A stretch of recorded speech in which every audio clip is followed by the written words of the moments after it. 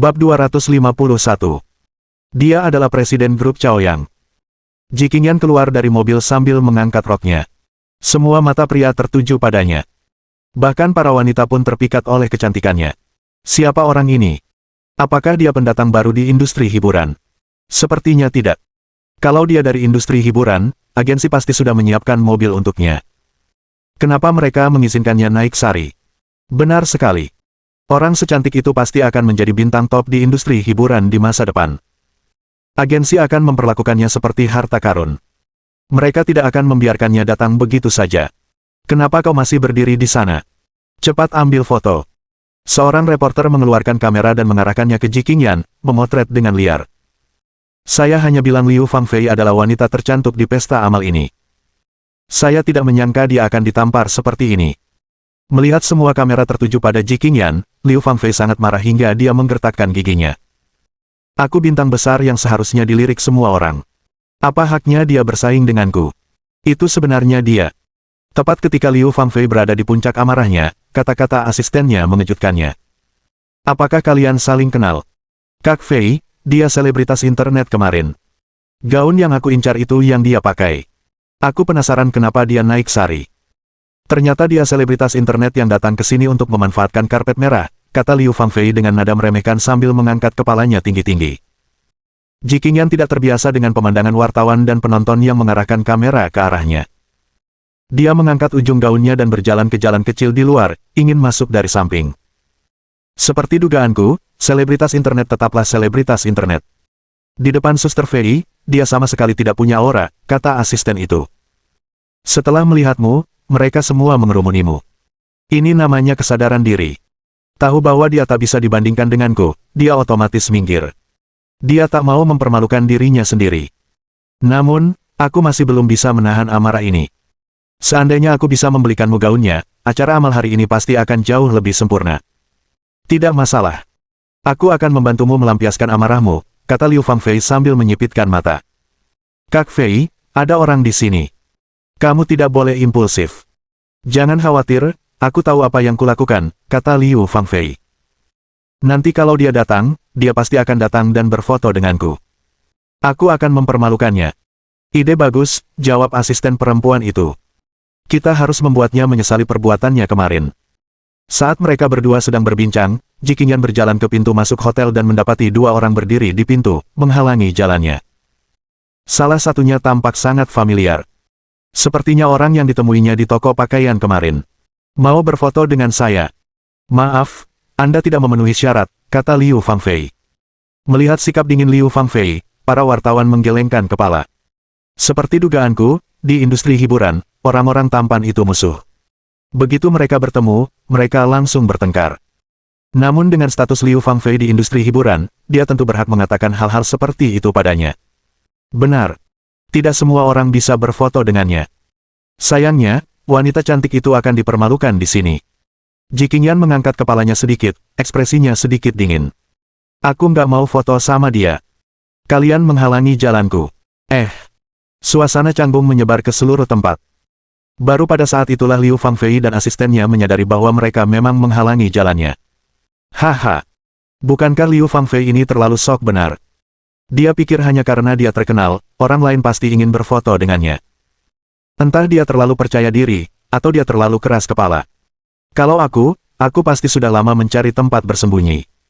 Mereka berdua minggir, dan Ji Qingyan berjalan pelan melewati mereka. Wajah Liu Fangfei pucat pasi dan dadanya naik turun. Ia tak kuasa menahan amarahnya. Nona, apakah Anda tidak tahu siapa saya? Ji Qingyan berbalik. Kau bicara padaku. Itu benar. Maaf. Aku benar-benar tidak tahu siapa kamu. Kurasa kita belum pernah bertemu sebelumnya. Liu Fangfei tampak bingung, tetapi ia menahan amarahnya dan berkata, saya Liu Fangfei, pendatang baru terbaik yang baru saja memenangkan penghargaan Golden Rooster. Seharusnya kau tahu siapa saya sekarang, kan? Aku tidak menonton TV, dan aku juga tidak mengagumi selebritas. Aku benar-benar tidak tahu siapa kamu. Setelah mengatakan ini, Ji Qingyan berjalan santai ke hotel, tidak peduli sama sekali terhadap Liu Fangfei. Haha, ada apa dengan Liu Fangfei? Dia terlalu memuja dirinya sendiri. Dia ingin memamerkan rasa superioritasnya di depan orang lain, tetapi mereka bahkan tidak tahu siapa dia. Tamparan di wajah ini terlalu brutal. Kalau saja Liu Fangfei tadi marah, dia pasti akan marah besar sekarang. Meskipun status dan ketenarannya tinggi, ia sebenarnya kalah bersaing dengan selebriti internet yang kurang dikenal. Memalukan.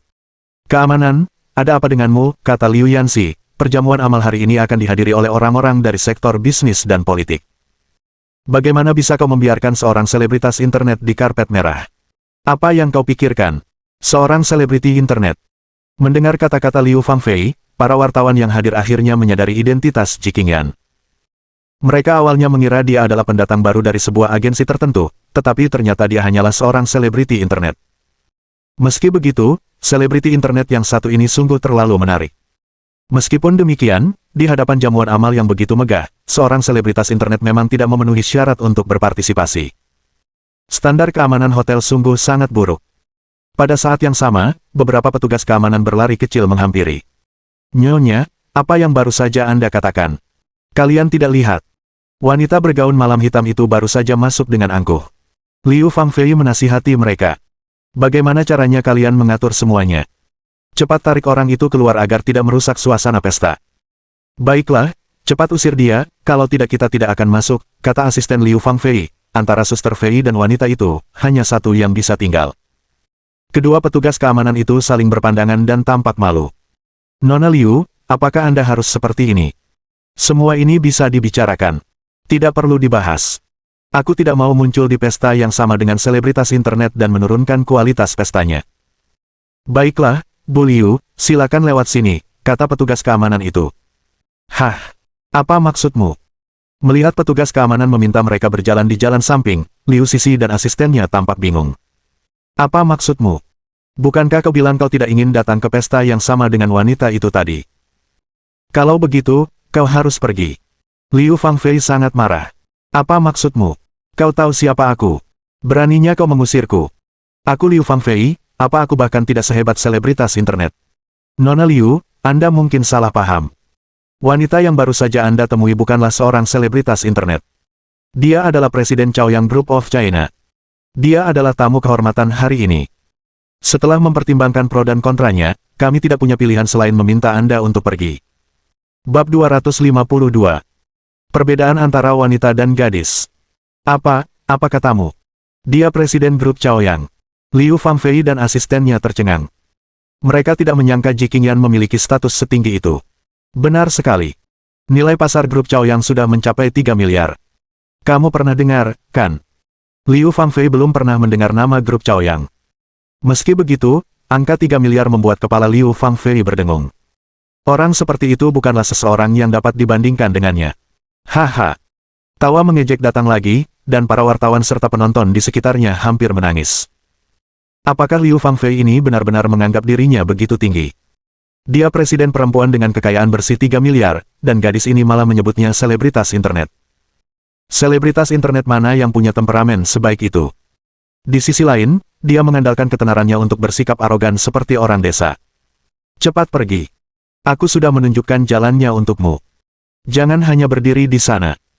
Liu Fangfei sangat malu dan berharap dia bisa menemukan lubang untuk bersembunyi.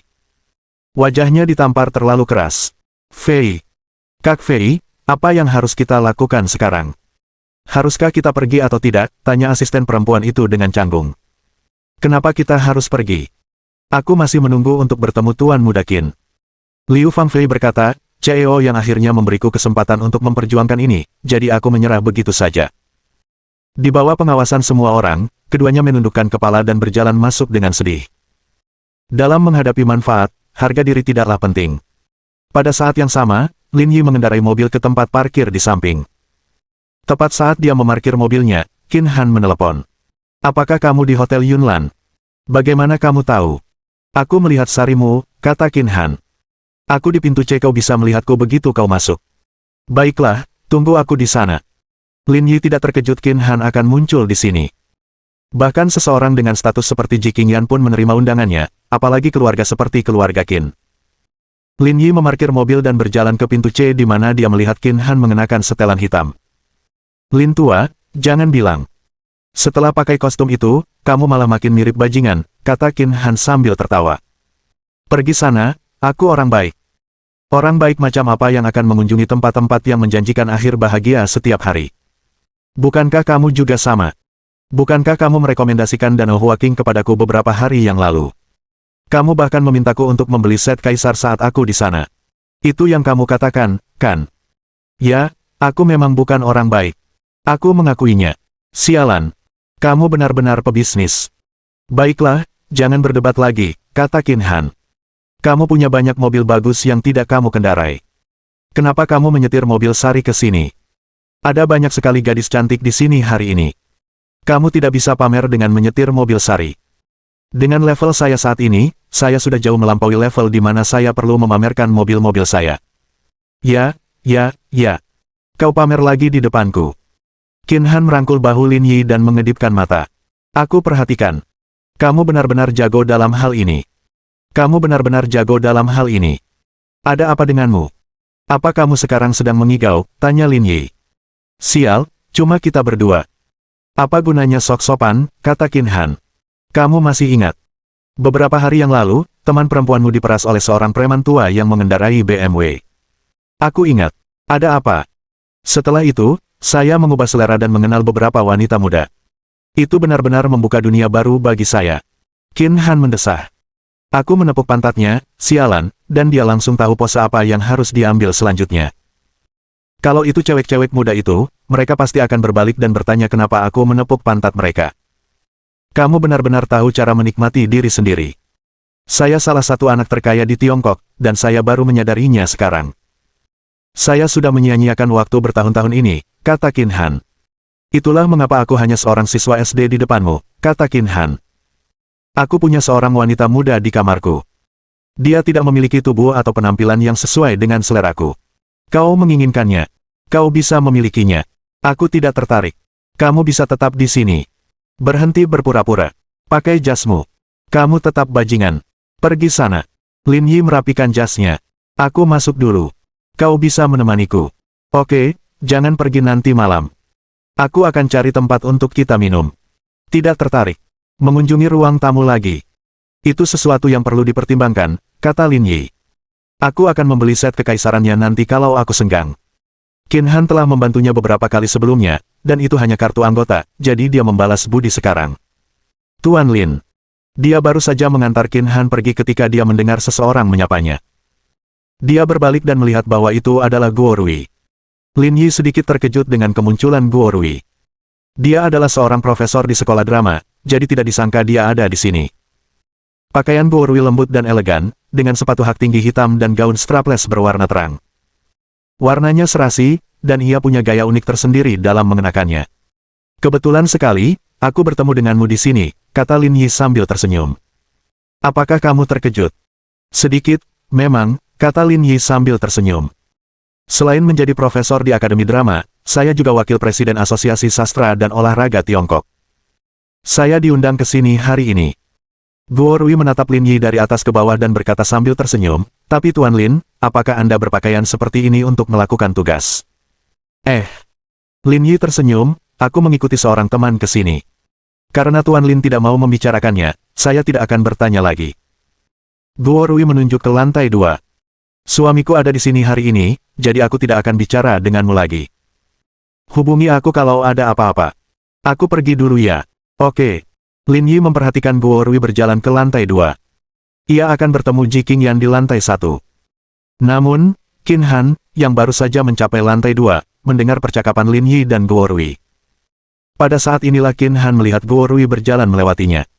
Burung ini baru setengah tua, namun masih memiliki pesonanya. Meskipun sudah tua, bentuk tubuhnya masih sangat terawat. Ia menonjol di tempat yang seharusnya, dan melengkung di tempat yang seharusnya. Dia sungguh luar biasa. Apa-apaan, dia benar-benar berhubungan dengan wakil presiden Asosiasi Sastra dan Olahraga Tiongkok. Dia bahkan memainkan lagu untuknya setelah selesai. Dia benar-benar keren. Tempat perjamuan amal itu ternyata lebih besar dari yang dibayangkan Lin Yi, dan ada banyak orang di sana. Namun, setelah mencari sekian lama, ia tetap tidak menemukan Ji Qingyan. Dengung, dengung, dengung. Ponsel Lin Yi berdering. Ternyata pesan WeChat dari Ji Qingyan. Ji Qingyan, aku bertemu beberapa teman di tempat itu. Kami sedang membicarakan sesuatu di lantai 2. Nanti kami cari kamu. Ada banyak gadis cantik di sana, jadi aku akan memberimu waktu untuk melihat-lihat mereka. Lin Yi tersenyum dan memasukkan kembali ponselnya ke sakunya. Ji Qingyan ini makin lama makin nakal. Lin Yi tidak berencana berjalan-jalan karena Ji Qingyan tidak ada. Ia menemukan sudut dan duduk. Ia ingin mengisi perutnya dulu. Beberapa anak orang kaya generasi kedua mengelilingi Liu Fangfei di tengah kerumunan, mencoba menjilatnya. Nona Liu, saya sudah menonton drama-drama periode Anda sebelumnya, akting Anda sungguh luar biasa, dalam beberapa tahun ke depan, industri film dalam negeri akan menjadi milik Anda. Tuan Muda Zhou, Anda terlalu baik. Saya hanya seorang pemula. Saya tidak bisa dibandingkan dengan para senior itu, jawab Liu Fangfei santai. Orang yang dipanggilnya Tuan Muda Zhou bernama Zhou Zihao. Ia adalah manajer umum Zonghai Jiade Industrial, dan ketuanya adalah ayahnya. Liu Fangfei sedikit memahami situasi Zhou Zihao. Kekayaannya memang lebih dari $1 miliar, tetapi di kota seperti Zonghai, $1 miliar bukanlah jumlah yang banyak. Jumlah uang yang dikuasainya bahkan lebih terbatas. Hampir mustahil baginya untuk mempromosikannya ke posisi yang lebih tinggi. Selain Qin Han, tidak ada orang lain yang memenuhi syarat untuk menjadi targetnya. Mengapa sopirnya datang? Tanya asisten Liu Fangfei. Asisten itu menunjuk Lin Yi di pojok.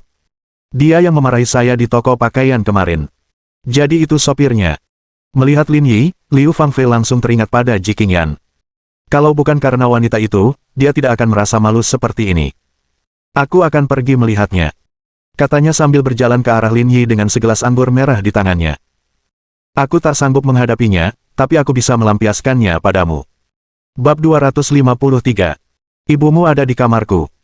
Liu Fangfei perlahan berjalan menuju Lin Yi dengan segelas anggur di tangannya. Asistennya, Zhou Zihao, dan yang lainnya mengikuti di belakang untuk menonton pertunjukan.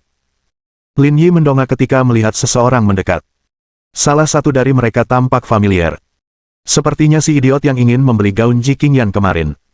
Orang yang berdiri di sampingnya kemungkinan adalah gurunya. Saat dia berada 1 meter dari Lin Yi, Liu Fangfei sengaja mencondongkan tubuhnya ke depan. Dia mengambil kesempatan untuk menuangkan semua anggur merah di gelasnya. Sialan, kau menjebakku. Lin Yi membalikkan tubuhnya ke samping dan menghindari anggur merah dengan sempurna. Liu Fangfei panik. Ia pikir ia bisa menuangkan anggur merah ke tubuh Lin Yi agar ia tidak jatuh dan kemudian menuntutnya atas tuduhan pelecehan. Dia tidak menyangka orang ini begitu terampil. Ah! Liu Fangfei menjerit dan jatuh ke tanah. Kondisinya sungguh menyedihkan. Teriakannya menarik perhatian semua orang dan mereka semua menatap Lin Yi. Namun, mereka tidak terlalu memperhatikannya setelah mengetahui bahwa dia adalah seorang selebriti kecil. Jumlah selebritas di Zonghai sama banyaknya dengan jumlah ikan mas yang menyeberangi sungai. Tak ada gunanya membuang-buang waktu untuk mereka. Orang-orang yang hadir semuanya adalah bos keuangan, dan selebriti wanita hanyalah mainan di mata mereka. Mereka tidak layak untuk dikhawatirkan. Nona Liu, apakah Anda baik-baik saja? Melihat Liu Fangfei jatuh ke tanah, Zhou Zihao segera membantunya berdiri. Ia menunjuk Lin Yi dan berteriak. Ada apa denganmu? Kau tahu Nona Liu akan jatuh, tapi kau tidak menolongnya. Membantunya. Apa hubungannya denganku? Omong kosong. Kaulah yang menjegalku, dan kau bilang ini tidak ada hubungannya denganmu, kata Liu Fangfei, berpura-pura merasa dirugikan. Omong kosong. Setidaknya kau harus cari alasan yang lebih baik, kata Lin Yi. Kalau kakimu lemas, kau harus mencari orang yang tidur denganmu kemarin. Kau tidak bisa menyalahkanku, kan? Anda. Liu Fangfei sangat marah hingga tak bisa berkata-kata. Ia tak menyangka pria ini akan berbicara sekasar itu. Nak, hati-hati bicaranya, kata Zhou Zihao. Orang di depanmu itu Nona Liu Fangfei. Jaga mulutmu. Nona. Klub yang mana? Aku akan pergi dan mendukung mereka saat aku senggang. Haha. Orang-orang di sekitar Lin Yi tertawa terbahak-bahak. Orang ini sungguh menarik. Berani sekali dia mengatakan hal seperti itu dalam situasi seperti ini. Zhou Zihao menyipitkan matanya dan berkata dengan suara yang dalam. Aku perintahkan kamu untuk meminta maaf kepada Nona Liu, atau aku akan membuatmu menderita. Apa? Kamu manajer lobi. Kamu mau aku ambil piringnya setelah kamu selesai makan juga. Zhou Zihao sangat marah hingga matanya terbelalak. Begini, aku manajer umum Jiade Industrial, dan ketuanya, Zhou Yuankang, adalah ayahku. Dengan jaringan ayahku di Zonghai, itu sudah lebih dari cukup untuk membunuhmu. Kalau begitu cepatlah dan temukan ayahmu. Aku ingin melihat bagaimana dia membunuhku. Orang-orang di sekitar menyaksikan sandiwara di depan mereka dengan penuh minat. Jade industrial milik keluarga Zhou memiliki reputasi yang baik di Zonghai. Nilai pasarnya mencapai lebih dari 1 miliar. Lagi pula, pria di depannya sepertinya bukan tuan muda yang kaya. Akan menarik untuk melihat bagaimana dia akan meredakan amarah Zhou Zihao. Zhou Zihao mengeluarkan ponselnya dan mulai menelepon. Namun, tidak seorang pun mengangkat setelah menelepon beberapa kali. Zhou Zihao juga sedikit cemas. Mengapa dia tidak bisa menghubungi ayahnya di saat kritis seperti ini? Tuan muda Zhou, kalau teleponnya tidak tersambung, lupakan saja. Bukan masalah besar, kata Liu Fangfei. Liu Fangfei sangat ahli dalam permainan ini. Ia menggunakan kartu remi untuk mendapatkan keuntungan. Pikiran Liu Fangfei juga sangat sederhana. Dia belum menghubungi Tuan Muda Qin, tetapi akan lebih baik jika dia menggunakan orang bodoh ini untuk melampiaskan amarahnya. Bagaimana bisa kau membiarkannya begitu saja? Aku harus membantumu melampiaskan amarahmu hari ini. Dorongan Liu Fangfei berhasil. Zhou Zihao tidak hanya tidak menyerah, tetapi bahkan semakin marah. Ayahku mungkin sibuk. Aku akan menelepon ibuku dan memintanya untuk mengirim beberapa orang. Sambil berbicara, Zhou Zihao menghubungi nomor ibunya, tetapi tetap tidak ada jawaban. Beri jalan. Saat situasi mulai canggung, terdengar teriakan. Semua orang berbalik dan menyadari bahwa orang yang berjalan mendekat adalah Tuan Muda Qin yang terkenal. Semua orang sedikit terkejut. Sangat tidak biasa melihat Qin Han saat ini. Perjamuan amal belum resmi dimulai, sementara orang-orang terkenal sedang berdiskusi di lantai 2. Namun, Tuan Muda Qin sudah turun saat ini. Mungkinkah ada sesuatu yang penting? Qin Han berjalan mendekati Lin Yi, wajahnya dingin dan tidak ramah. Dia baru saja menyelesaikan persiapannya dan hendak langsung melampiaskan ketegangan seksualnya ketika dia mendengar bawahannya melaporkan bahwa seseorang telah memprovokasi Lin Yi. Qin Han sangat marah hingga dia menarik celananya dan keluar. Wajah Liu Fangfei berseri-seri saat dia melihat Qin Han datang. Dia datang ke sini hari ini untuk mengenal Qin Han. Dia khawatir tidak akan bisa menemukannya, tetapi dia tidak menyangka dia akan muncul saat ini.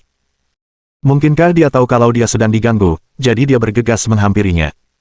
Halo, Tuan Muda Qin. Melihat Qin Han, Liu Fangfei membungkuk sedikit, memperlihatkan temperamen seorang wanita muda dari keluarga kaya. Melirik Liu Fangfei, Qin Han memutar matanya, tampak sedikit familiar dengan siapa dia. Kamu pasti Liu Fangfei itu. Saya tidak menyangka Tuan Muda Qin masih mengingat saya. Sungguh suatu kehormatan. Ekspresi wajahnya tenang, tetapi hati Liu Fangfei gembira.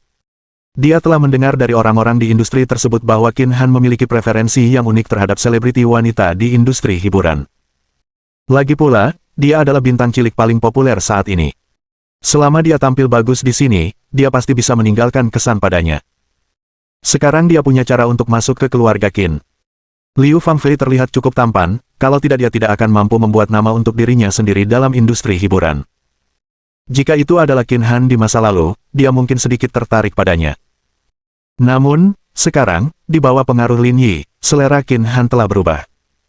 Dia mungkin bisa memandangnya sekali, tetapi sekarang dia tidak tertarik lagi. Tuan Muda Qin, Anda di sini. Zhou Zihao menyapa Qin Han. Mereka berdua adalah pewaris kaya Zonghai, dan sebelumnya mereka pernah berinteraksi.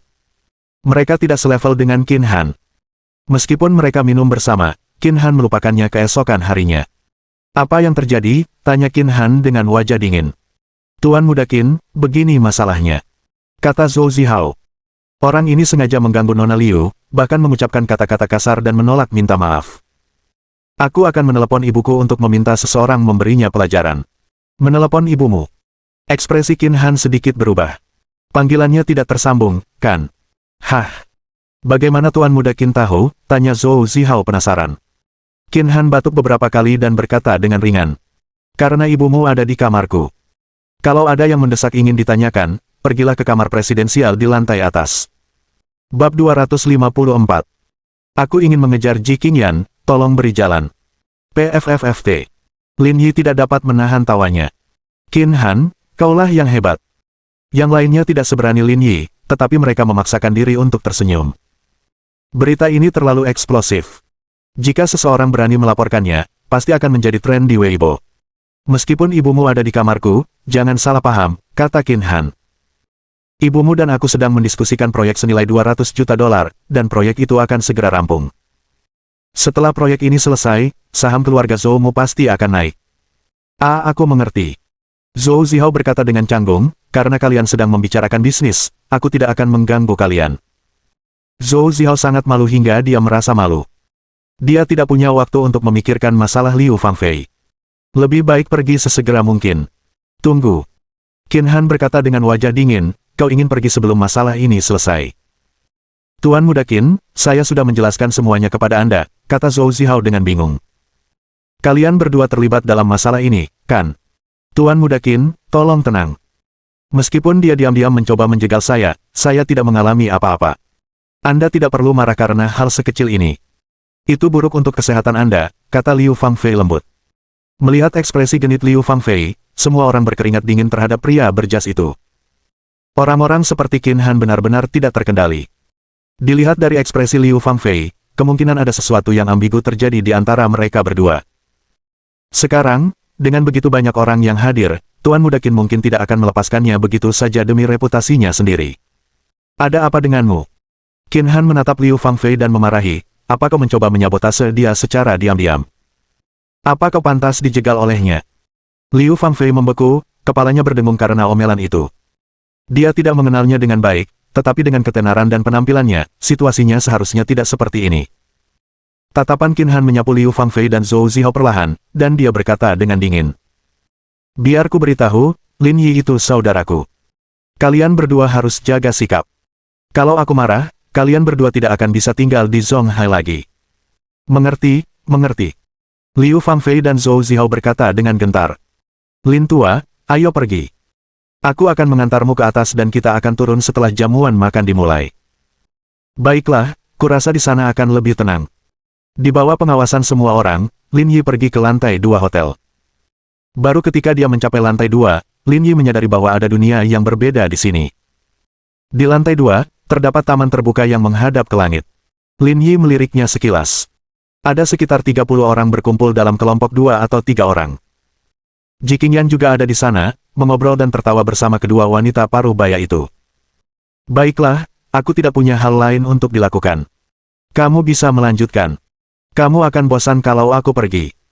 Mau aku atur beberapa gadis untukmu, tanya Qin Han. Tidak apa-apa. Kamu harus pergi mengunjungi Ibu Zhou Zihao. Kita sama saja. Jangan saling bicara lagi. Qin Han berdiri dan berkata, karena kamu tidak butuh aku menemanimu, aku akan pergi dan bersenang-senang. Hubungi aku kalau kamu butuh. Oke. Qin Han pergi, dan Lin Yi duduk di kedai kopi di lantai 2. Ia memesan secangkir kopi dan menunggu Ji Qingyan datang. Itu hanya sebuah kedai kopi besar, dan dia tampak agak kesepian sendirian. Apakah kamu sudah menyiapkan hadiah untuk Presiden Ji? Saat Lin Yi tengah menyeruput kopinya, dia melihat seorang pemuda berjalan menghampiri bersama anak buahnya tak jauh dari situ. Pria yang berbicara itu mengenakan kemeja putih dan celana panjang hitam. Rambutnya disisir rapi dan ia mengenakan jam tangan emas. Ia berjalan dengan aura riang. Nama pria itu adalah Zhao Zhengyang. Ayahnya, Zhao Tianhong, adalah pendiri Yayasan Tianhong dan penyelenggara jamuan amal ini. Alasan mengapa perjamuan amal keluarga Zhao dapat menarik begitu banyak selebriti dari dunia bisnis adalah karena keluarga Zhao memiliki kekuasaan dan status yang tidak kalah dengan keluarga Qin. Ini juga menjadi alasan mengapa Yayasan Tianhong telah berjalan selama lebih dari 10 tahun dan menjadi semakin populer. 99 Blue Enchantress yang diterbangkan kembali dari Belanda telah dipersiapkan. Sekretaris Wang sedang berada di lift sekarang, dan mereka akan segera dikirimkan. Orang yang berbicara adalah asisten senior Zhao Tianyang, Kunan. Semua masalah sepele ditangani oleh Kunan. Baiklah, kita tunggu di sini sebentar. Setelah bunganya diantar, kita mulai aksi kita. Direktur Zhao, Ji Qingyan terkenal di kalangannya karena sulit dirayu. Bagaimana kalau dia tidak menghargaimu? Di dunia ini, tidak ada wanita yang sulit dirayu. Mereka yang bilang wanita sulit dirayu adalah mereka yang tidak punya persiapan matang.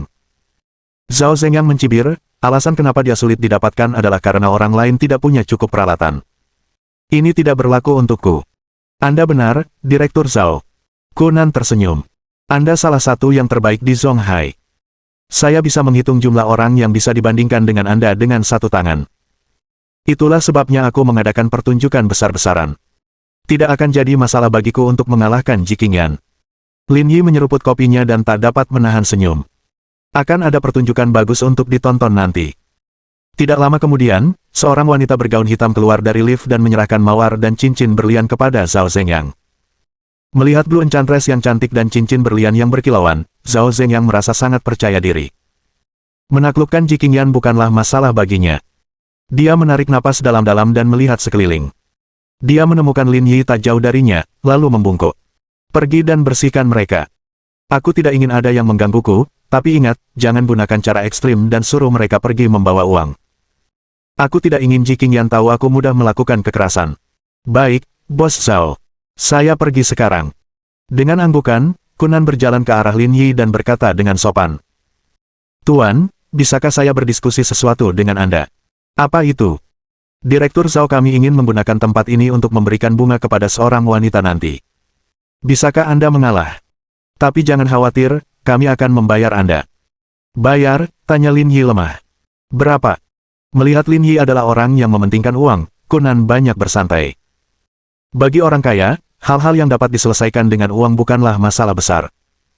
Kunan mengeluarkan $500 dari sakunya. Ini hadiahmu. Aku harap kamu mau menerimanya.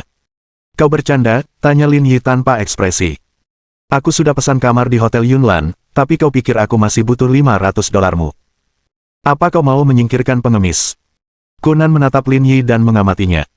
Ia menyadari bahwa orang ini bukan orang biasa. Seperti yang dikatakannya, tidak ada seorang pun yang mampu menginap di sini dengan standar Hotel Yunlan. Maaf, aku bersikap kasar. Ekspresi Kunan tidak berubah saat dia mengeluarkan setumpuk uang lain dari tasnya. Aku tidak tahu berapa jumlahnya, tapi setidaknya $2.000. Seharusnya cukup untuk membayarmu meninggalkan area ini selama 10 menit. 2.000. Lin Yi menggelengkan kepala dan tersenyum. Aku bisa pergi kalau kau mau, tapi aku cuma mau keluar kafe ini dengan $50.000.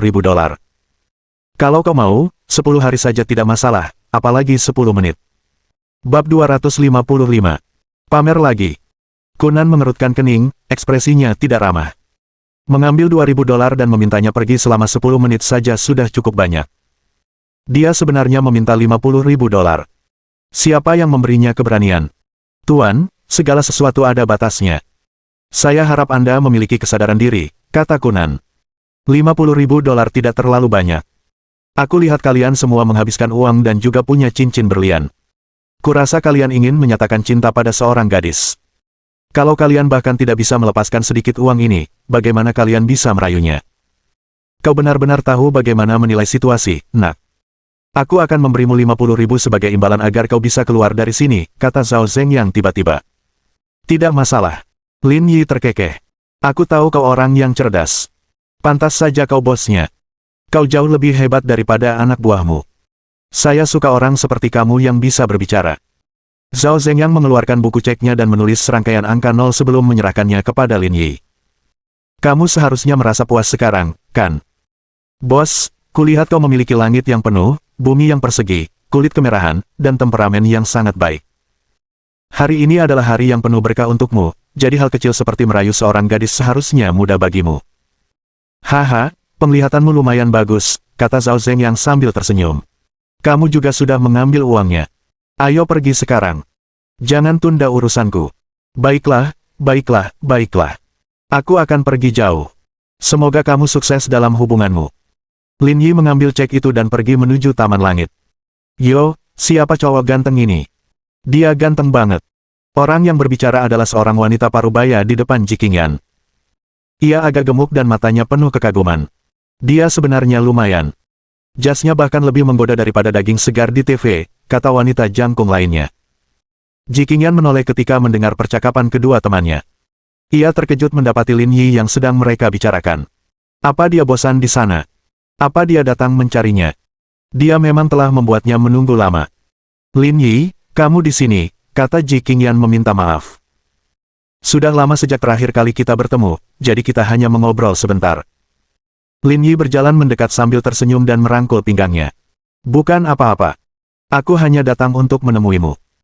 Yo, jadi pria kecil yang tampan ini ada di sini untuk menemuimu, kata wanita gemuk itu. Sudah kuduga.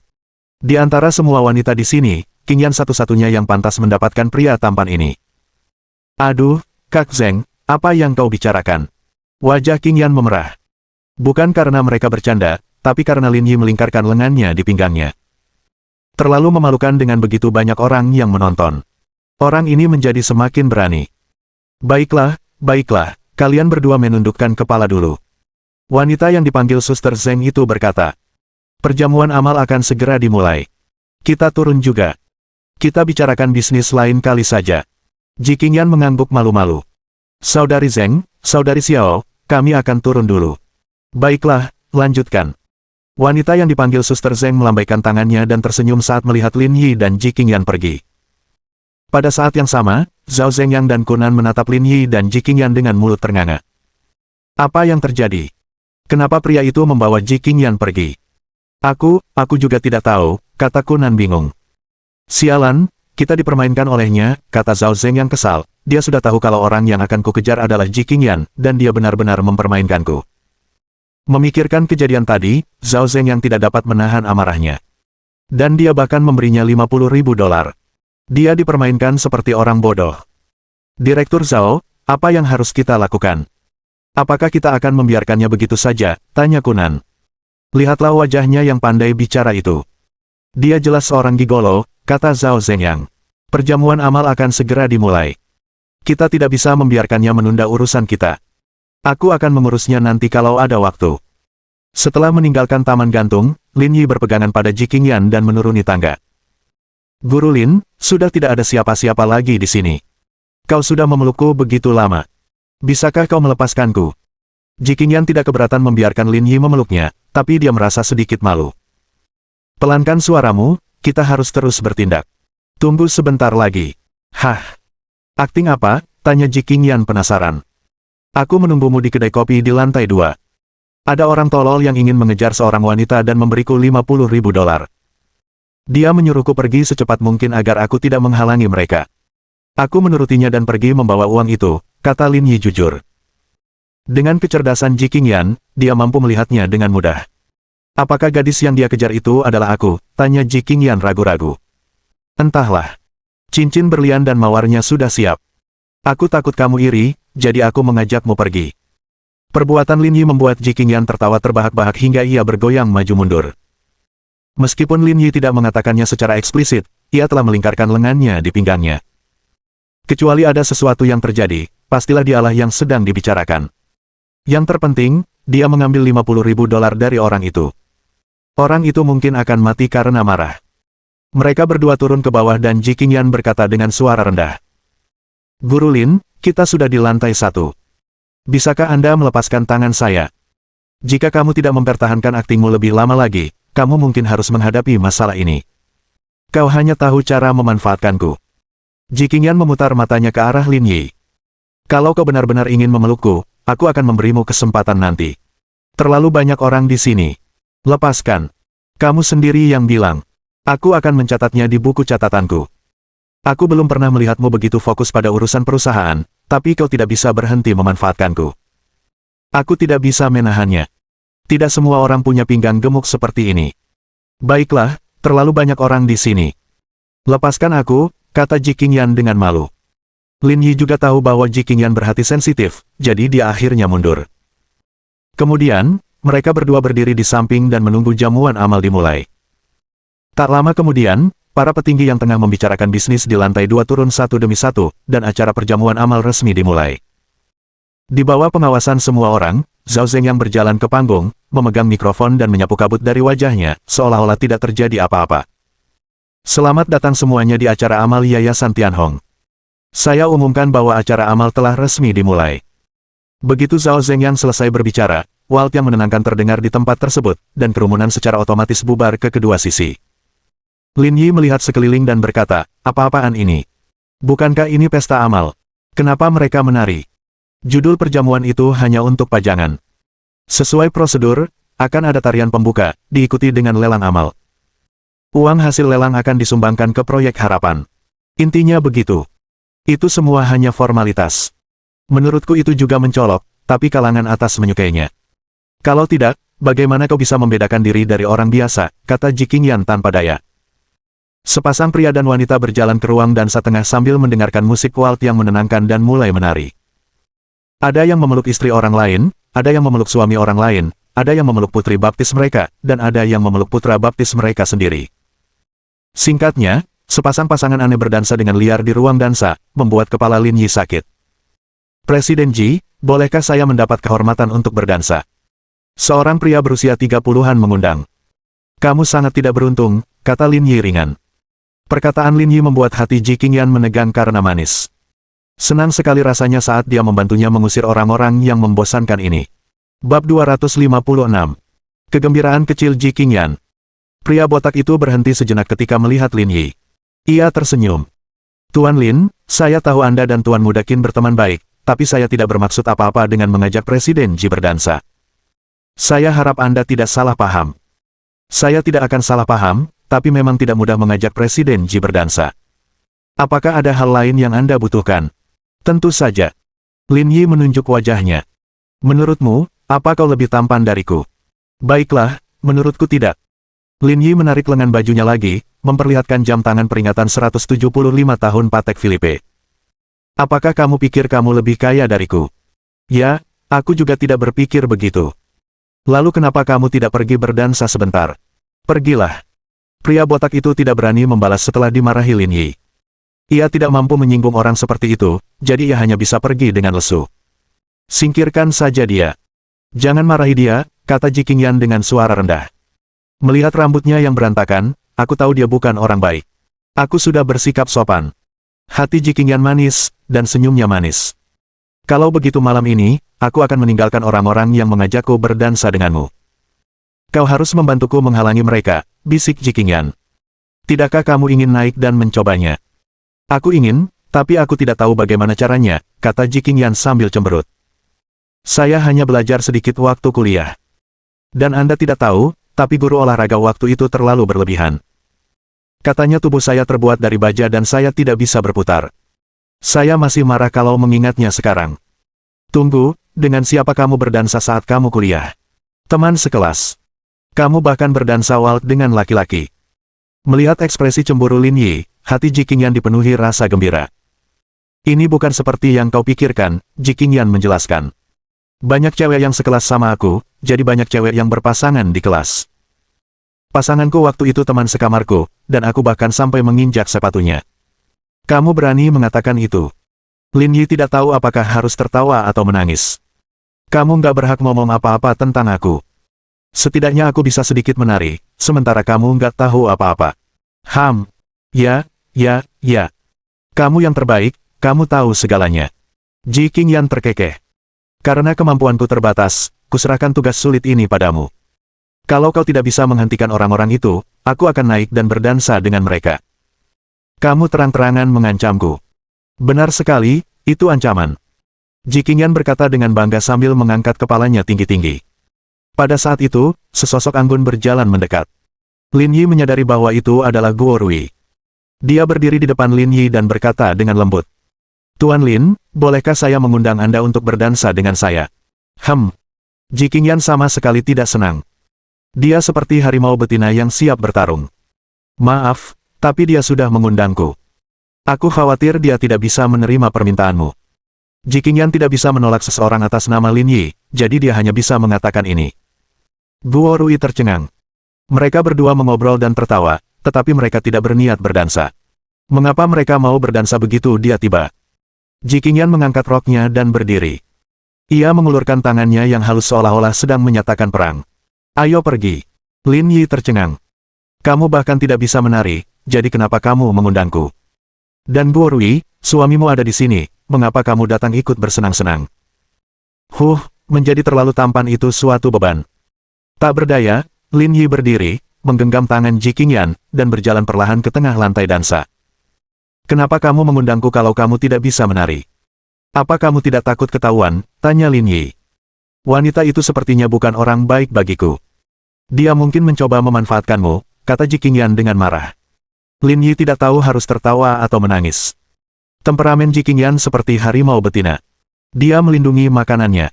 Apa yang harus kita lakukan sekarang? Kamu yakin mau berdansa?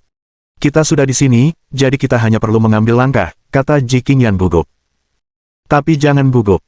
Lakukan saja apa yang kukatakan. Lin Yi tidak tahu lagi harus berkata apa untuk menggambarkan Ji Qingyan. Seharusnya akulah yang mengatakan ini. Ulurkan tangan kirimu dan pegang tanganku, perintah Ji Qingyan dengan suara rendah. Lalu, Lin Yi tersenyum dan setuju. Pegang pinggangku dengan tangan kananmu. Saya tahu bagaimana melakukannya. Kamu bakal mati. Sudah ku bilang pegang pinggangku, jangan turun lebih jauh lagi. Maaf, ini penyakit akibat kerja. Keduanya mengambil posisi. Ji Qingyan menarik napas dalam-dalam dan menenangkan diri. Orang pintar seperti Lin Yi pasti tahu cara melakukannya. Selama dia berhati-hati, seharusnya tidak ada masalah besar. Dengarkan perintahku. Ayo kita menari bersama dan berusaha untuk tidak membuat kesalahan. Kalau tidak, kita akan mempermalukan diri sendiri. Lupakan saja, kamu harus mengikutiku. Kamu tahu cara berdansa waltz. Lin Yi tidak menjawab pertanyaan Ji Qingyan, tetapi menggunakan tindakannya untuk menunjukkan jawabannya. Di bawah pimpinan Lin Yi, Ji Qingyan menari di tengah lantai dansa. Pada saat itu, pikiran Ji Qingyan kosong. Dia tidak dapat membayangkan dirinya mampu berdansa sejauh ini. Namun, dia juga tahu bahwa ini semua berkat Lin Yi. Jika bukan karena dia mungkin tidak akan mampu menari 8 ketukan penuh. Namun, mengapa dia bisa menari waltz dengan begitu baik? Mengapa dia tahu begitu banyak hal? Dan dia tidak tahu apa-apa. Pada saat itu, Lin Yi dan Ji Qingyan telah menjadi pusat perhatian seluruh tempat. Di bawah pesona gaun malam hitam, Ji Qingyan bagaikan kupu-kupu berekor burung layang-layang yang lincah dan anggun. Tariannya yang anggun merebut hati para penonton. Setelah tarian selesai, tepuk tangan meriah dari penonton. Mereka semua terpukau oleh gerakan tarian mereka. Lin Yi membawa Ji Qingyan kembali ke tempat duduknya semula. Namun, kegugupan Ji Qingyan belum mereda. Rasanya semua yang terjadi barusan hanyalah mimpi. Jika Lin Yi tidak membawanya, dia mungkin tidak akan pernah mengalami kecerobohan seperti itu. Lin Yi, kenapa kamu begitu jago berdansa waltz? Apa kamu pernah belajar ini sebelumnya? Aku belajar sendiri. Percaya nggak? Saya bersedia. Ji Qingyan mengangguk. Jika kamu percaya itu, apakah kamu tidak takut kalau aku menipu kamu? Karena kamu pintar. Ji Qingyan menatap Lin Yi sambil tersenyum. Biasanya, pria yang jago masak tidak bodoh. Aku tidak bisa membantahnya. Aku akan memasakkanmu makanan sebagai hadiah. Oke, kata Ji Qingyan senang. Tapi aku tidak bisa membiarkanmu memasak lagi bulan ini. Kita sudah sepakat untuk memasakkanmu makanan dulu. Zhao Zhengyang menyipitkan matanya saat melihat mereka berdua berbicara dan tertawa. Gigolo sialan, beraninya kau menjebakku. Aku pasti tidak akan memaafkanmu. Bab 257. Menjadi cantik tetap sama jika kamu mematikan lampu. Tarian itu tidak berlangsung lama, berakhir dalam waktu kurang dari 1 jam. Di sisi lain, Guo Rui menatap Lin Yi dengan senyum di wajahnya. Ia merasa gadis di sebelahnya cukup menarik. Dia tampak seperti gadis-gadis yang baru saja mulai jatuh cinta. Setelah tarian berakhir, semua peserta duduk di kursi di samping. Berikutnya adalah acara puncak malam itu, lelang amal. Dalam ingatan Lin Yi, ini adalah pertama kalinya dia menghadiri acara seperti itu.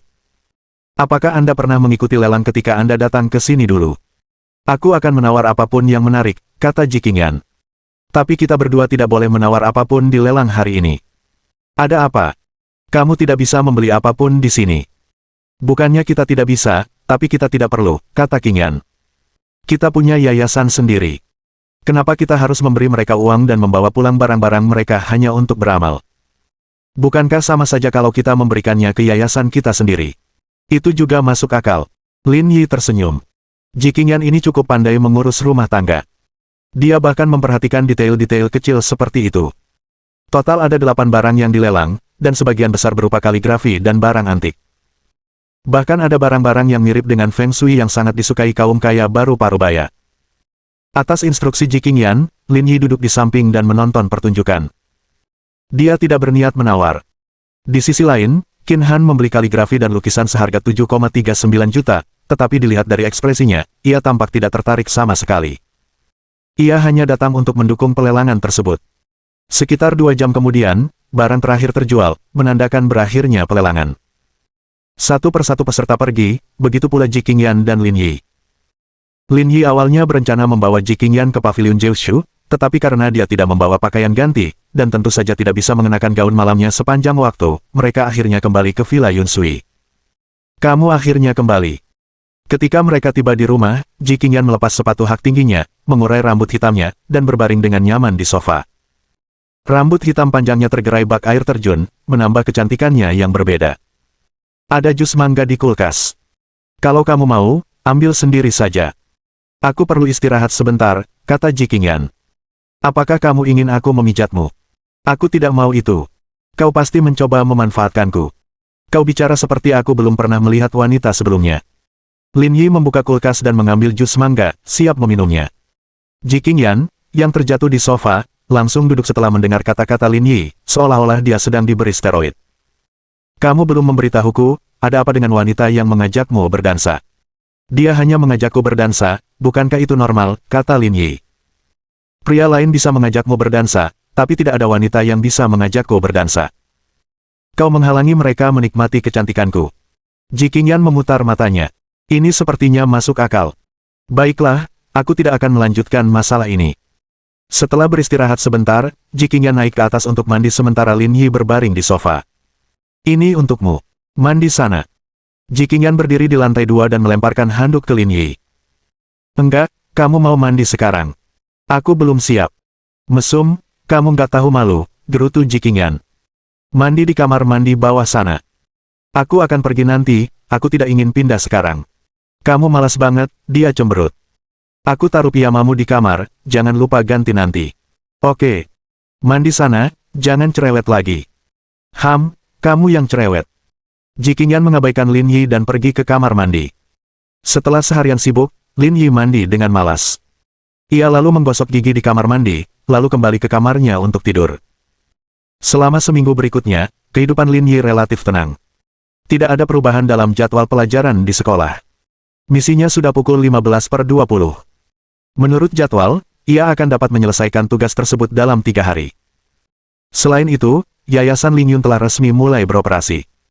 Dalam seminggu, 8 panti asuhan telah menerima total 6,89 juta dari Yayasan Lingyun. Di antara 8 panti asuhan ini adalah Institut Kesejahteraan Langit Biru, tempat Lin Yi dulu tinggal. Selain itu, Yayasan Lingyun juga berencana membantu 24 panti asuhan pada bulan berikutnya, dengan total dana sebesar 20 juta dolar. Meskipun uangnya dihabiskan seperti air mengalir, itu adalah pengalaman yang memuaskan bagi Lin Yi. Yayasan telah resmi berdiri, dan Lingyun Capital telah resmi beroperasi. Sudah ada 2 perusahaan yang menerima total 24 juta dolar melalui investasi dari Lingyun Capital.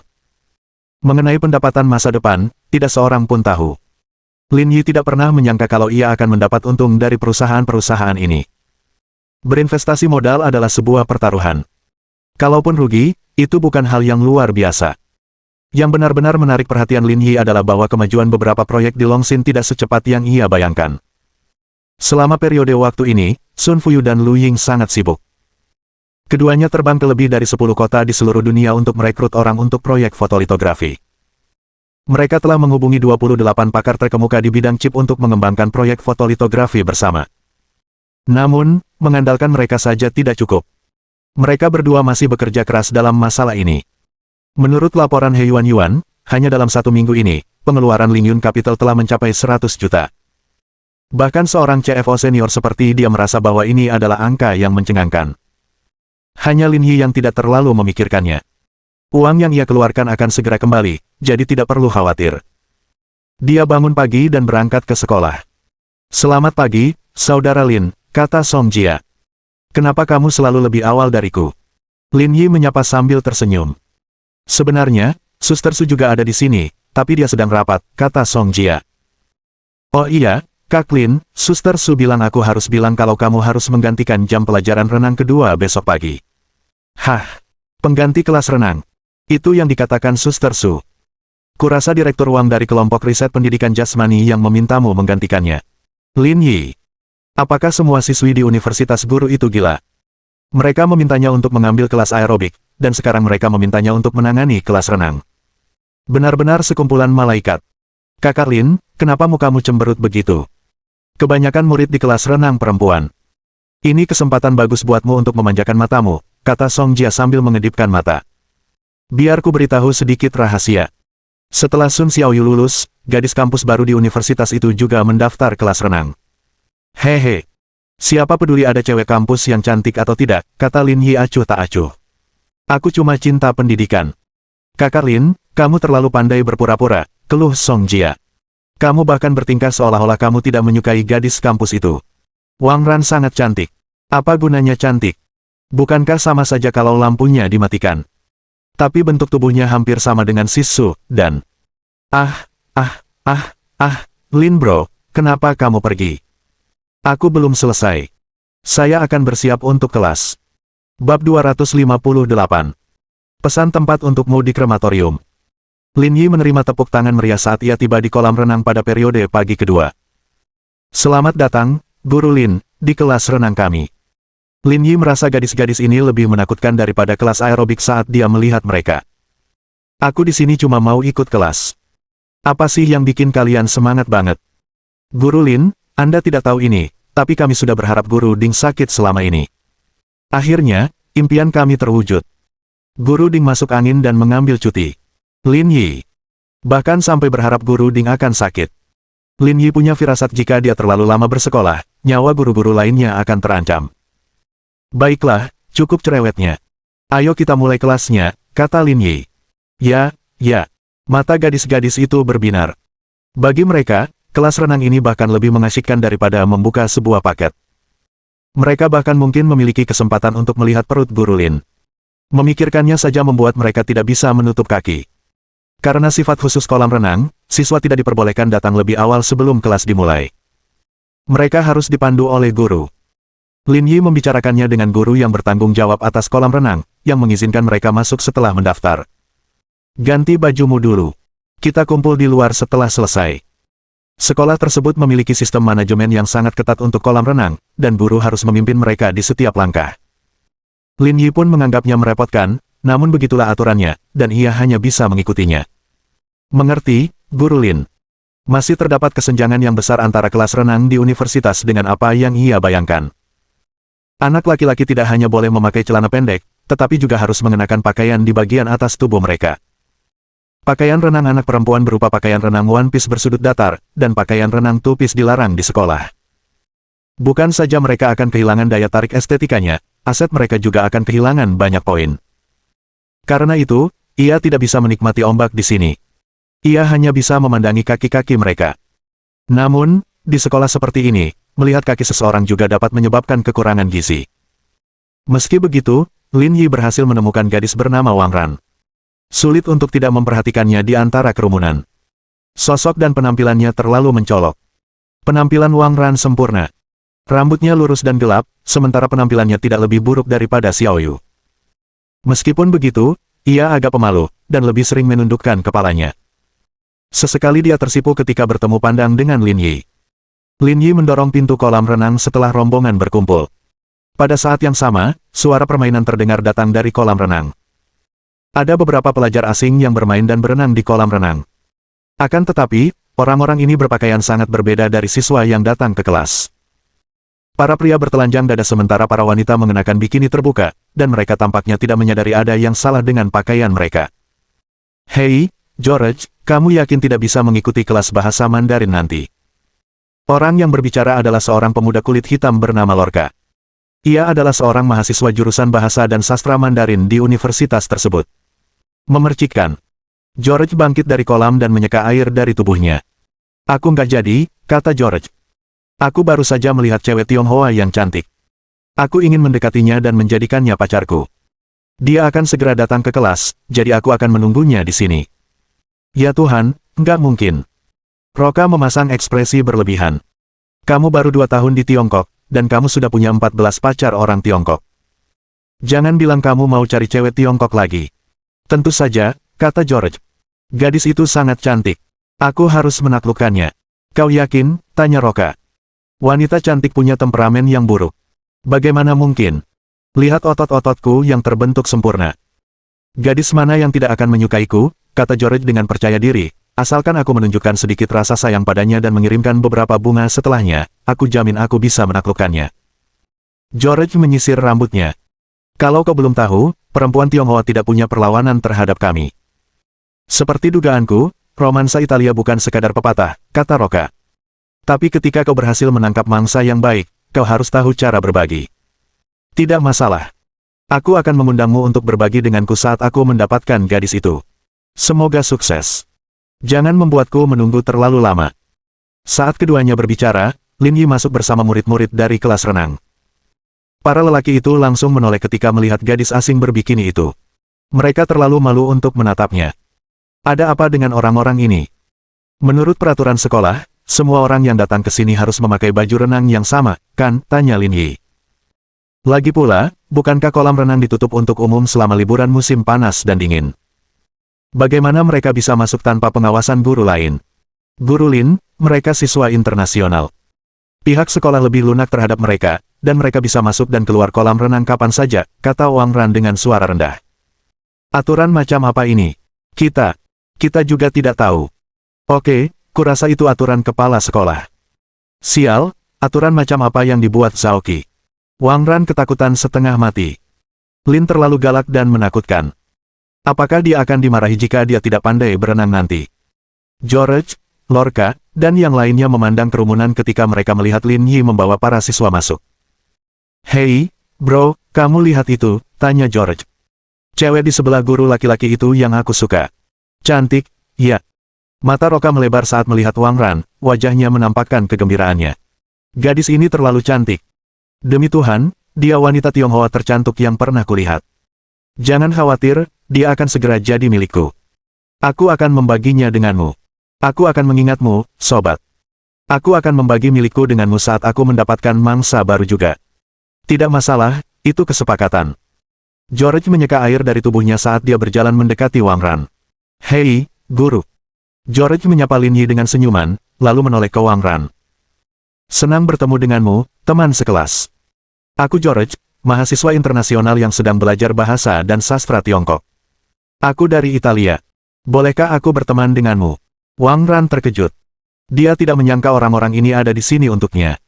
Lin, Guru Lin. Wang Ran bersembunyi di belakang Lin Yi, terlalu takut untuk berbicara. Siapa yang mengizinkanmu masuk? Tanya Lin Yi. Menurut peraturan universitas, mahasiswa tidak diperbolehkan masuk ke kolam renang kecuali saat liburan musim panas atau musim dingin. Apa kau tidak tahu ini? George menatap Lin Yi dengan senyum tidak percaya. Ya Tuhan, Pak, apakah Anda baru di sini? Saya mahasiswa internasional, bukan mahasiswa Tiongkok. Kami berhak datang dan pergi sesuka hati. Apakah kamu berbeda dari yang lain? Bab 259. Minum air di kolam renang. Lin Yi berkata, aku akan memberimu peringatan. Lain kali, kamu tidak boleh masuk ke kolam renang tanpa pengawasan guru. George mengangkat bahu dengan ekspresi acuh tak acuh. Guru, saya harap Anda bisa bersikap sopan kepada kami. Kami mahasiswa internasional dan kami harus berenang. Kami orang Italia yang romantis. Kalau kami tidak bisa berenang, kami akan mati. Apakah Anda perlu saya memesankan tempat tidur untuk Anda di krematorium? Kami bahkan akan menyiapkan 2 karangan bunga untukmu. Ya, kami akan mengantarmu dengan sepasang trompet. Kalau begitu aku harus mencari beberapa orang kulit hitam untuk membawakan peti matimu. Para siswi yang hadir tidak mudah dihadapi. Berkat kehadiran Lin Yi, mereka tidak takut pada apapun. Pak, saya sedang bicara dengan mahasiswa ini. Tolong jangan batasi kebebasan bicara saya, kata George dengan marah. Apa kamu sama sekali tidak tahu tentang hak asasi manusia di Tiongkok? Negara ini terlalu terbelakang. Tapi aku tidak ingin bicara denganmu. Wang Ran berdiri di belakang Lin Yi dan melanjutkan. Aku tidak suka orang asing. Tolong jauhi aku. Nona cantik, aku tahu kamu pemalu, tapi tidak apa-apa. Kamu pasti tidak akan menolakku lagi setelah kita menghabiskan waktu bersama, kata George. Italia adalah negara yang romantis. Jauh lebih baik daripada orang Tiongkok yang tidak romantis. Sial, apa-apaan sih yang kamu bicarakan, geram anak-anak di tempat kejadian. Jangan sok keren. George merentangkan tangannya. Apakah aku salah? Italia adalah ibu kota romantis yang diakui publik di dunia. Era Renaissance dimulai di negara kita. Kurasa aku tidak salah. Renaissance, dasar brengsek. Cepat pergi. Kamu tidak diterima di sini. Baiklah, saat aku bergerak, kau akan lumpuh. Ayo, serang kami. George merentangkan tangannya. Aku jamin, asal kau berani bertindak, sekolah pasti akan mengeluarkanmu. Baiklah. Ayo serang kami. Kata Roka, bukankah mereka bilang kungfu Tiongkok sangat kuat? Ayo kita rasakan. Aku ingin sekali dipukul. Anak-anak lelaki yang hadir mengepalkan tangan mereka erat-erat, dan tampak seperti api akan keluar dari mata mereka. Mereka tidak takut berkelahi, tetapi tidak ada gunanya jika mereka dikeluarkan karena hal ini. Lagi pula, hal seperti itu bukan hal yang belum pernah terjadi sebelumnya. Kecuali benar-benar diperlukan, mereka tidak bisa bersikap impulsif. Melihat anak-anak laki-laki yang hadir tidak bergerak, ekspresi George dan Roka menjadi semakin acuh tak acuh. Mereka berkata tanpa rasa takut. Ada apa? Bukankah tadi kau ingin bertarung? Kenapa kau tidak berani bergerak sekarang? Apa kau tidak punya nyali untuk melakukannya? Jangan pamer sialan. Aku cuma nggak mau merendahkan diriku ke levelmu. Kalau kamu malu, bilang saja. Ngapain pakai alasan kayak gitu buat jelasin? George tersenyum, matanya penuh dengan penghinaan. Lalu dia berkata kepada Wang Ran. Teman sekelas, seperti yang kau lihat, pria Tionghoa tidak romantis dan tidak punya nyali. Apa kau tidak mau mempertimbangkanku? Kalau begitu, aku juga tidak suka orang asing. Jangan ganggu aku, kata Wang Ran dengan marah. Aku tidak mengganggumu, kata George. Aku hanya ingin les renang di sini. Ini tidak dianggap mengganggumu, kan? Haha. Oh ya. Roka dan yang lainnya bersorak ketika mereka melihat George berhadapan dengan para mahasiswa Tiongkok tanpa mengubah ekspresinya. Siswa-siswi, kalau kalian ingin belajar berenang, datanglah ke sini, saya sangat terampil, saya bisa mengajari kalian. Lin Yi mengusap dagunya. Aku sedang tidak enak badan. Kalau kamu keluar sekarang, mungkin kamu masih punya kesempatan. George berpura-pura polos. Kenapa emosimu begitu buruk? Sesulit itukah mengakui bahwa kami lebih baik darimu? Apa kau takut kami akan mengalahkanmu? Lin Yi tertawa. Kamu nggak mau keluar, kan? George mengangkat bahu, Pak Guru, kami mahasiswa internasional. Kami punya hak istimewa. Seharusnya Bapak senang kami mau kuliah di sini. Bapak bisa mengajar kami mahasiswa asing. Ini suatu kehormatan bagi Bapak. Bang! Lin Yi mengangkat kakinya dan menendang George. Kenapa kamu nggak tahu tempatmu? Kamu pikir aku ibumu? Lin Yi jauh lebih kuat dari George, dan George kehilangan keseimbangan dan tertendang ke dalam kolam. Guru Lin sangat tampan. Dia sangat jantan. Saya suka tipe pria seperti ini. Memangnya kenapa kalau dia mahasiswa internasional? Ini kan hasil pamer di depan Guru Lin. Setelah mendengar omelan Guru Lin, aku curiga dia pasti lulusan Zaun. George jatuh ke air dan menimbulkan cipratan air yang besar. Roka dan yang lainnya terkejut. Tak seorang pun di antara mereka yang menyangka bahwa pria China ini benar-benar akan menyerang mahasiswa internasional seperti mereka. Mungkinkah dia tidak ingin bekerja lagi? George, kamu baik-baik saja. Melihat George memanjat, Roka berlari untuk melihat apakah rekannya terluka. Saya baik-baik saja. George berkata dengan mata terbelalak, beraninya kau memperlakukanku seperti ini. Lupakan saja kelas ini. Kamu nggak mau aku lanjutin kelas ini. Kamu pikir kamu siapa? George tidak mengatakan apa-apa tetapi menanggapi Lin Yi dengan tindakan. George membelakangi kolam renang. Ia melepas celana renangnya dan buang air kecil di dalamnya. Ah! Gadis-gadis itu menjerit dan menoleh. Persetan denganmu, para berandalan. Haha, kalau kamu tidak keberatan, kamu bisa melanjutkan pelajarannya, George tertawa dan berkata. Kita pergi sekarang, bukankah itu yang kau inginkan? Haha. Roka dan yang lainnya tertawa. Kebetulan aku mau ke kamar mandi. Kita selesaikan di sini saja. Atas instruksi George, Roka dan yang lainnya berdiri di tepi kolam renang dan melepas celana renang mereka tanpa ragu-ragu. Sialan. Anak-anak itu tidak dapat menahannya lagi, persetan dengan mereka. Jangan bergerak, bawa gadis-gadis itu ke samping, kata Lin Yi ringan. Tak ada satu ekspresi pun di wajahnya. Mengerti, Nona Lin. Gadis-gadis itu berdiri di samping di bawah pengawalan para anak laki-laki. Meskipun mereka semua perempuan, emosi mereka tidak kecil, dan mereka memiliki aura ingin berjuang demi hidup mereka. Lin Yi, di sisi lain, duduk di samping dengan tenang, seolah-olah tidak ada yang terjadi. Setengah menit kemudian, George dan yang lainnya memakai celana renang dan melambaikan tangan. Hei, teman-teman, ayo pergi. Jangan ganggu kelas renang mereka. Aku ingin sekali melihat mereka berenang di sana, tapi kurasa kita tidak punya kesempatan, kata Lorca. Ada bahan-bahan lain di sana. Kurasa mereka akan lebih senang berenang. George mengangkat bahu. Itu mungkin saja. Apakah aku sudah menyuruhmu pergi, kata Lin Yi. Bukankah kamu bilang kita tidak diizinkan untuk mengikuti kelas di sini? George berkata dengan polos. Kita pergi sekarang. Bukankah itu yang kau inginkan? Lin Yi tersenyum. Kamu boleh pergi kalau mau. Minum air di kolam. Bab 260. Berhentilah saat kau masih unggul. Apa katamu? Kau mau kita minum semua air di kolam renang? George mendengus. Apa aku tidak salah dengar? Kalian tidak salah dengar, kata Lin Yi. Kalau kalian melakukannya, aku akan tinggalkan masalah ini di sini hari ini. Kalau kalian tidak minum, tidak ada dari kalian yang akan pergi. Hehe, kita tidak hanya akan pergi hari ini, tapi kita juga akan berjalan keluar tepat di depanmu, kata George. Juga, aku akan memberitahu kepala sekolah tentang tendangan yang kau berikan tadi. Kau hanya perlu menunggu untuk dikeluarkan. George melambaikan tangan ke arah Roka dan yang lainnya. Ayo pergi, kita tidak ingin mengganggu kelas mereka. Ayo kembali ke pesta, haha. Lin Yi bangkit dari tempat duduknya tanpa ekspresi dan berdiri di depan George dan yang lainnya. Coba kulihat apakah kamu bisa keluar. George dan Lorca tampak tidak terlalu ramah.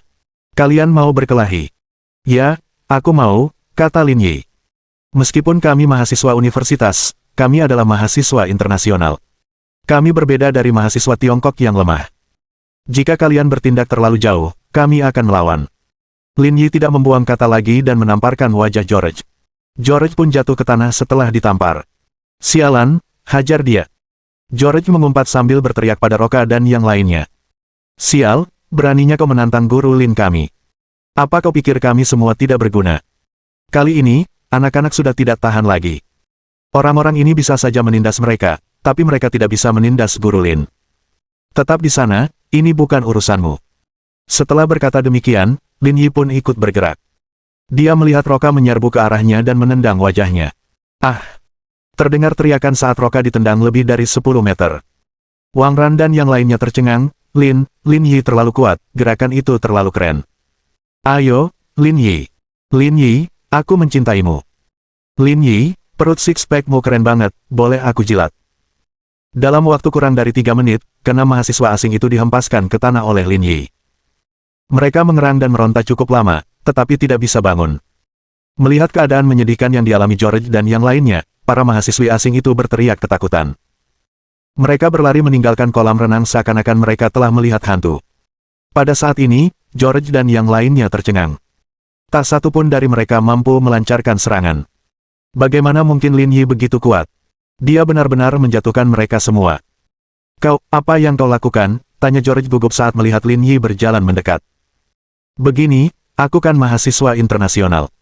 Kalau kamu sampai memukulku, sekolah pasti akan memecatmu. Tidak ada seorang pun yang berani memecat saya di universitas ini. Lin Yi berjongkok, menjambak rambut George, dan berjalan ke tepi kolam. Sepanjang jalan, teriakan George menggema di seluruh area kolam. Sudah aku bilang minum air di kolam itu, dan aku tidak akan mengingkari janjiku. Lin Yi mencengkeram kepala George dan mendorongnya ke dalam kolam. Wuh. Gelembung-gelembung mengapung dari dasar kolam. George terus meronta, tetapi ia tak bisa lepas dari cengkeraman Lin Yi. 10 detik kemudian, Lin Yi menarik George. Apakah kamu sudah kenyang? Aku tahu aku salah. Tolong jangan lakukan ini padaku. George merasa seperti akan mati dalam 10 detik itu. Pria Tionghoa ini terlalu menakutkan. Ia hampir diutus untuk bertemu Tuhannya. Seseorang harus bertanggung jawab atas tindakannya. Teruslah minum jika kamu tahu kamu salah. Lin Yi berbalik dan menatap Roka dan yang lainnya. Dan kalian? Apa aku harus melakukannya sendiri? Tidak perlu, kami akan melakukannya sendiri. Roka dan yang lainnya merangkak ke tepi kolam dan menjulurkan kepala mereka ke dalamnya untuk meneguk banyak-banyak. Ini benar-benar memuaskan. Aku selalu benci mahasiswa asing ini. Sial, biasanya kita biarkan mereka pamer, tapi hari ini kita akan membuat mereka sangat menderita. Guru Lin sangat tampan, aku baru saja melihat perutnya. Hati gadis tua ini. Omong kosong. Apa yang kalian lakukan? Tepat saat semua orang sedang merayakan, sebuah teriakan terdengar. Semua orang melihat ke arah pintu dan melihat bahwa orang yang masuk adalah seorang pria parubaya berusia 40-an. Suasana langsung hening dan tak seorang pun berani tertawa. Pria yang masuk bernama Feng Jiadong. Ia adalah wakil kepala sekolah eksekutif universitas tersebut. Ia bertanggung jawab atas mahasiswa internasional di universitas tersebut. Feng Jiadong tidak tahu apa yang terjadi di kolam renang. Kalau bukan karena gadis-gadis yang berlari keluar, dia tidak akan bergegas saat ini. Kepala sekolah Feng, akhirnya kau di sini. Dia memukul kita. Cepat tangani dia. Kita akan menuntutnya, teriak George. Saya sudah tahu keseluruhan ceritanya, kata Feng Jiadong. Minggir dulu. Aku akan mengurus ini. Setelah itu, aku akan memberimu penjelasan. Siapa yang menyuruhmu bangun? Lin Yi mengumpat, kau lupa rasa sakitnya, kan? George dan yang lainnya ketakutan setengah mati. Mereka secara naluriah jatuh ke tanah dan menjulurkan kepala ke dalam kolam lagi. Akan tetapi, mereka tidak menghabiskan minumannya seperti sebelumnya. Guru Lin, apa maksudmu? Teriak Feng Jiadong sambil menunjuk George dan yang lainnya. Mereka mahasiswa internasional, apa kau tidak tahu? Tentu saja, tapi memangnya kenapa kalau mereka mahasiswa internasional, balas Lin Yi. Apa kau memberi mereka hak istimewa untuk sok di sekolah? Ekspresi Feng Jiadong membeku. Jika dia mengakui mereka diperlakukan berbeda, dia tidak akan bisa membela alasannya. Mereka mahasiswa internasional, dan aku hanya memperlakukan mereka secara manusiawi. Apa maksudmu dengan hak istimewa? Jika kamu berkata begitu, maka aku mengerti maksudmu. Lin Yi tersenyum. Saya tidak punya kepentingan eksternal, saya hanya suka tidur dengan istri orang lain. Kepala sekolah Feng, bisakah Anda memperlakukan saya dengan lebih manusiawi dalam kasus itu juga? Puff. Anak laki-laki dan perempuan itu tidak dapat menahan tawa. Lin Yi sungguh mengagumkan. Guru Lin, harap berhati-hati dengan identitas Anda, teriak Feng Jiadong. Mereka adalah siswa, dan kamu adalah guru.